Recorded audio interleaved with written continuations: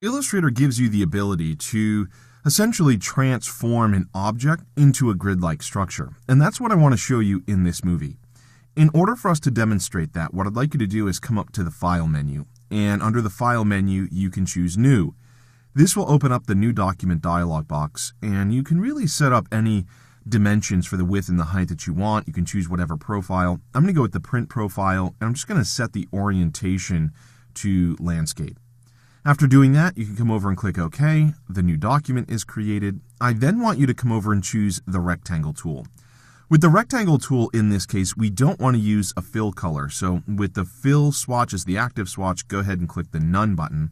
And you'll notice I'm using a black stroke. That's completely fine for this example. Then I want you to come over and click and drag out a rectangle. Now, after you create the rectangle, it will be selected. If it's not, highlight the Selection tool and select it. But with it selected, you want to come up to the Object menu. And under the Object menu, you can choose Path. And from there, you can go ahead and choose Split Into Grid. Now, this will open up a dialog box, and it's a pretty good idea to select the Preview option. You can specify the number of rows and the number of columns. So if you want 5 rows, you can go ahead and increase that by clicking the up arrow, or you can type in 5. You can also specify a gutter height. If you come over here and increase this, you'll notice you add some space between each of these rows.